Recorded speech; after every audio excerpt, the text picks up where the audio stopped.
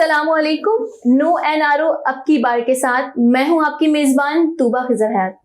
नाजरीन, अगर मैं आपसे कहूं कि अपनी उम्र के इस हिस्से तक मुझे आज तक कभी भी हैरेसमेंट का सामना नहीं करना पड़ा, तो आप मेरी बात पर कितना यकीन करेंगे?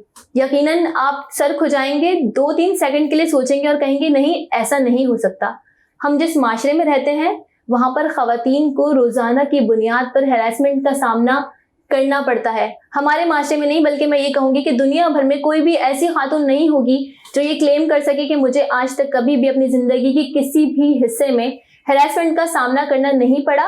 अब चाहे हैरेसमेंट वो नजर की हो, इशारों की हो, जुमले कसने की हैरेसमेंट हो, बेहुदा हरकतें करने की हैरेसमेंट हो, या फिर फिजिकल अब्यूज हो, खवातीन का ये मुकद्दर है और वो इससे गुजरती रहती हैं रोजाना की बुनियाद पर। यहाँ पर ही मैं आपको बात बताऊं कि हैरेसमेंट का कोई मकाम नहीं है। आप पब्लिक प्लेस में हो या फिर आप अपने घर पर ही क्यों ना हो, आप इससे महफूज नहीं हैं।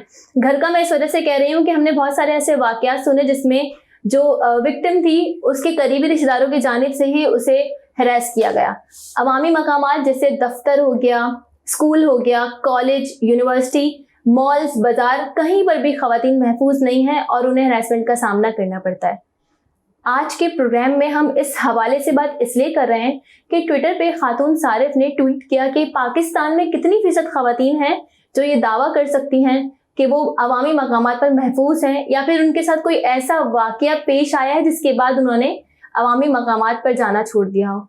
अब चूंकि यह प्रोग्राम खवातीन भी देख रही हैं और मर्द हजरात भी देख रहे हैं, तो हमें रोजाना की बुनियाद पर हैरेसमेंट के बहुत सारे वाकये देखने को मिलते हैं जहां पर कुछ बाहिम्मत खवातीन ऐसी होती हैं जो अपने हक के लिए बोलती हैं और वहां पर बहुत सारे लोग उनके लिए आ जाते हैं, उन्हें बचाने के लिए, उनके सपोर्ट में भी आ जाते हैं।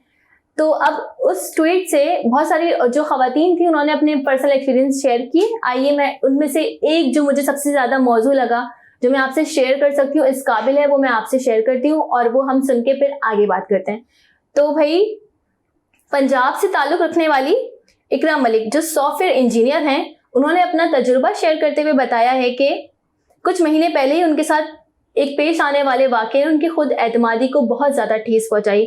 वाकया कुछ यूँ था कि इकरा ने बताया कि तकरीबन 4 माह कबल उनके दफ्तर की दोस्त साथी करीबी पार्क में गए जहां मुख्तलिफ किस्म के झूले थे। हम तीनों ने ड्रैगन झूले का टिकट लिया और झूले की तरफ आ गए। वहां पर पहले से ही काफ़ी ज़्यादा रश था। हम अपनी बारी का इंतज़ार कर रहे थे और हमारे साथ ही मर्दों की एक कतार थी जिसमें एक लड़का मुसलसल हम पर जुमले कस रहा था। ये अगर खवातीन ये सुन रही हैं तो उन्हें पता होगा कि ये हमें रोज़ की बुनियाद पर फेस करना पड़ता है, लेकिन हम उसे मुसलसल नज़रअंदाज कर रहे थे। जिस वक्त झूले पर बैठने की उनकी बारी आई तो वो लड़का भी उसी वक्त जो है वो झूले में बैठ गया। हालांकि वो काफ़ी देर से कतार में खड़ा था, ऐसा लगता था कि वो उनका वेट कर रहा है। इकरा ने बात जारी रखते हुए मजीद बताया कि वो झूले के दौरान पूरा वक्त मुझे घूरता रहा और जब हम नीचे झूले से उतरे तो वो भी हमारे साथ उतर गया और हमारा पीछा करने लगा। हम उसकी इस रवैये से परेशान होकर उस पार्क से बाहर की तरफ जा रहे थे कि अचानक उसने चलते चलते तेजी से मेरी छाती पर हाथ लगाया और फिर तेजी से भाग गया। मेरे अंदर उस वक्त गुस्से की एक शदीद लहर जो है वो दौड़ी और मैंने उसे गालियां देना शुरू की, मगर वो काफी तेजी से भाग गया। इकरा कहती है कि इतने में वहां खड़ी एक दरमियानी उम्र की खातून ने अपनी साथी खातून से कहा कि ऐसी ही लड़कियां लड़कों को खराब करती हैं, भला ये कोई लिबास है? इतना ही इज्जत का ख्याल होता तो पहले अपने आप को ढांप लेती, फिर लड़कों को गालियां देती। मर्दों का तो काम ही यही है कि जहां उन्हें रिवीलिंग कपड़े पहनने वाली या फिर थोड़ा सा ज्यादा एडवांस कपड़े पहनने वाली खातून नजर आएगी, वो ऐसी हरकतें करेंगे।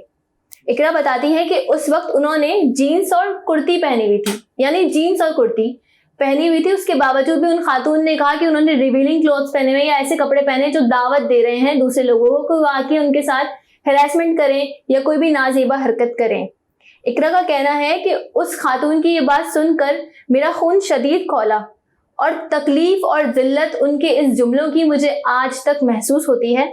इकरा ने मजीद कहा कि उस रात खातून के कहे गए अल्फाज, मतलब रिवीलिंग क्लॉथ जो उन्होंने कहा, काफ़ी देर तक मैं उस पर सोचती रही कि नाजेबा कपड़े मैंने कौन से पहने थे। मैंने ऐसा क्या पहना था कि जो पूरा नहीं था? मैंने पूरे प्रॉपर कपड़े पहने थे, जीन्स और कुर्ती पहनी हुई थी और मैं कहीं से भी ऐसी नहीं लग रही थी कि मेरे कपड़े रिवीलिंग हो या मैंने कुछ नाजेबा कपड़े पहने हों। जब तक इस माशरे में एक औरत दूसरी औरत के लिए आवाज़ नहीं उठाएगी, ये माशरा तब्दील नहीं हो सकता। तो नाज़रीन, ऐसा होता है कि हम देखते हैं कि जब कोई भी हैरेसमेंट होती है और अगर खातून बहादुरी का मुजाहिरा करते हुए अपने हक के लिए बोलती हैं, आवाज़ उठाती हैं, जो हम रोज़मर्रा की बुनियाद पर देखते हैं, तो सबसे पहले तो ऐसी ख़वातीन को सलाम पेश करते हैं हम कि आप अपने हक के लिए बोलती हैं और आप उन लोगों को एक तरीके से चुप लगाती हैं जो ये सब हरकतें करते हैं। क्योंकि वो जो बंदा है जो ये हैरेसमेंट कर रहा है वो आदी है, वो ये कर करके इतना पक्का हो चुका होता है कि उसे पता होता है कि शायद ये भी बाकी औरतों की तरह खामोश रह जाए। तो जब आप बोलती हैं, जब आप अपने हक के लिए आवाज़ उठाती हैं, तो आप उस बंदे को एक डॉट देती हैं, आप उस बंदे को एक स्टॉप पॉइंट देती हैं कि वहां जहां पर वो ये सोचता है कि हो सकता है कि भाई मैं अगली दफा किसी को छेड़ूं तो वो मुझे इस तरीके से जलील कर दे। तो हम सैल्यूट पेश करते हैं ऐसी खवातीन को जो अपने हक के लिए आवाज उठाती हैं। हम अभी इतने बदतरीन हालात से नहीं गुजरे कि कोई खातून अगर इस तरीके का कोई शोर शराबा करती है या बताती है कि इसने मुझे हरास किया है तो कोई कुछ ना करे। हम देखते हैं कि हमारे माशरे के ही दूसरे मर्द, इज्जतदार मर्द जो है वो उस खातून की हेल्प के लिए आते हैं, उसे सपोर्ट भी करते हैं। और कभी कभी तो ऐसा भी होता है कि वो बंदा पकड़ा भी जाता है और उसे फिर मारा पीटा भी जाता है, ठीक है। लेकिन यहीं पर जो ये दूसरी खातून मौजूद थी इकरा के मामले में, जिन्होंने इकरा को ही कहा कि तुम दावत दे रही हो या मर्दों का काम है, तो मर्दों का बिल्कुल कोई ऐसा काम नहीं है कि वो किसी खातून को हैरेस करें, ये उनकी कोई ड्यूटी नहीं है कि उन्हें ये करना ही करना है, ठीक है। अभी हमने रिसेंटली एक वाकया देखा कि टर्किश ब्लॉगर जो पाकिस्तान आई थी, पाकिस्तान का पॉजिटिव इमेज पूरी दुनिया को दिखाने के लिए, वहां पर हमने देखा कि उस वीडियो में बहुत सारे लोग उनको सपोर्ट कर रहे हैं, वो बहुत खुश हैं, लेकिन एक शख्स है जो मुसलसल उनका पीछा कर रहा है, वो जहां जा रही हैं वो उनके पीछे पीछे जा रहा है। अच्छा, खातून ने अपनी वीडियो में कहा कि मुझे ऐसा लगा कि शायद ये मेरा डाउट हो कि ये मेरा पीछा कर रहा है, तो मैं एक जगह गई और मैंने वहां कुछ देर के लिए रुकी, तो मैंने देखा वो शख्स रुक गया, फिर मैंने चलना शुरू किया तो वो वापस चलना शुरू हुआ। तो उन खातून ने अच्छा, उनकी खुशकिस्मती ये थी कि वो ये सारा मामला जो है वो रिकॉर्ड हो गया था। तो जब रिकॉर्ड हुआ तो उस बंदे की जो है चेहरा जो है सामने आ गया और पुलिस ने फौरी तौर पर कार्रवाई करते हुए उस शख्स को पकड़ा। न सिर्फ पकड़ा बल्कि उसकी सलाखों के पीछे भी हमने उसकी पिक्चर देखी जो वायरल हुई। तो इदारे काम कर रहे हैं। हम यहाँ पर ये भी कहेंगे कि इदारों को और ज्यादा जो है तेजी से इस पर अमल करना चाहिए। रोजमर्रा की बुनियाद पर जिन औरतों के साथ ये हरासमेंट होती है उन्हें इतना इख्तियार हो कि भाई मैं कंप्लेन कराऊंगी तो मेरा मुलजिम भी जो है वो पकड़ा जाएगा। तो इदारे तो काम कर रहे हैं, आपको भी अपने हक के लिए बोलना है। साथ ही साथ नाजरीन, सबसे अच्छी बात, खुशकिस्मत बात हमारे माशरे की ये है कि हम जिस माशरे में रहते हैं वहाँ औरत को इज्जत से मंसूब किया जाता है। बेटी होती है तो माँ बाप की इज्जत, बीवी बनती है तो शौहर की इज्जत, माँ बनती है तो पूरे खानदान की इज्जत होती है। सिर्फ यही नहीं बल्कि हमारे यहाँ तो ये टर्म भी यूज की जाती है कि बेटियां सबकी सांझी होती हैं, यानी सबकी बेटी सबकी इज्जत है, चाहे वो किसी की भी बेटी हो। तो जब हम अपनी बच्चों को ये सिखाते हैं कि बेटी इज्जत है, तो हमें अपने बेटे को भी ये सिखाना होगा कि बेटा तुम उस इज्जत के निगहबान हो।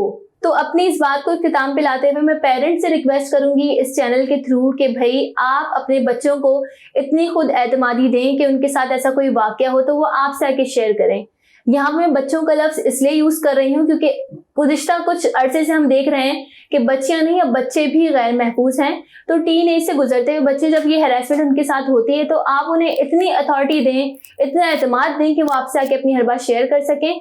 क्योंकि बच्चे मोस्टली ये बात अपने पेरेंट्स से नहीं कर पाते, उन्हें ये डर होता है कि उनका स्कूल, कॉलेज, यूनिवर्सिटीज तक बंद कर दी जाएंगी, खासतौर पर बच्चियों की, और उनके आने जाने पे पाबंदी लगा दी जाएगी और उनके पेरेंट्स भी बाकी लोगों की तरह ही उन्हें जिम्मेदार समझेंगे कि कहीं ना कहीं तुम्हारा भी कसूर होगा। तो हम यहाँ पर ये रिक्वेस्ट करेंगे कि पेरेंट्स अपने बच्चों में खुद एतमादी दें ताकि मुस्तकबिल में होने वाले किसी भी नाखुशगवार वाक़ये से बचा जा सके। इसी के साथ मुझे दीजिए इजाजत। अल्लाह निगहबान।